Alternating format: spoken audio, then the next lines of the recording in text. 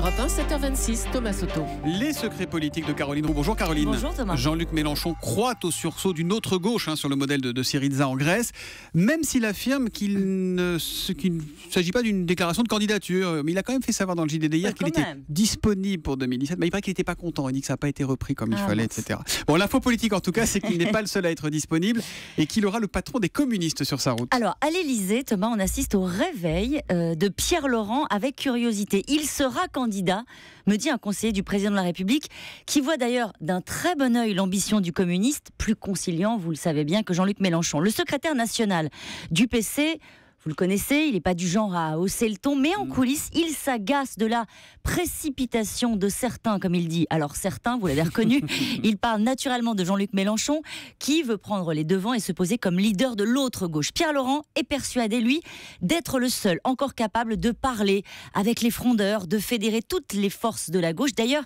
il savoure de voir que le tonitruant Mélenchon a baissé d'un ton, comme il dit, et a rallié sa position plus mesurée dans les propos, en tout cas vis-à-vis des socialistes.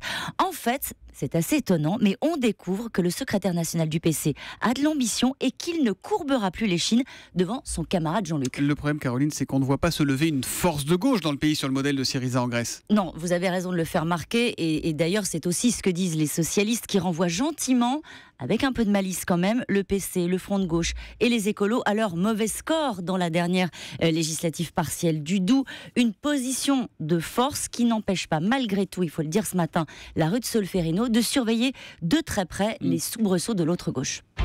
La question politique du jour, est-ce que ça va mieux entre Claude Barthelone qui veut supprimer le Sénat et Gérard Larcher qui le préside? Ça vous inquiète? Un peu quand même. Non, ça va pas du tout.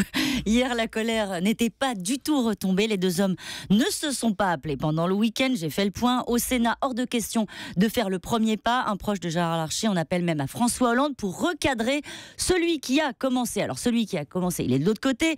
À l'Assemblée, même son de cloche, faire amende honorable.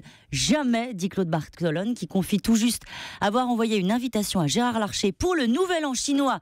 C'est dans 15 jours. C'est un geste républicain, dit-il. Entre ces deux-là, il va falloir un peu de temps. Et puis on va en entendre parler, Caroline.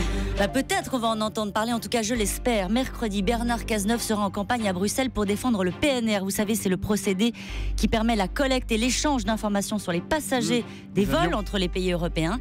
Le Parlement européen l'avait rejeté au nom de la liberté individuelle. Mais le climat, vous l'avez remarqué aussi, a changé depuis le 7 janvier dernier. Les secrets politiques de Caroline Roux, tous les matins à 7h25 sur Europe 1. Demain, Caroline. À demain.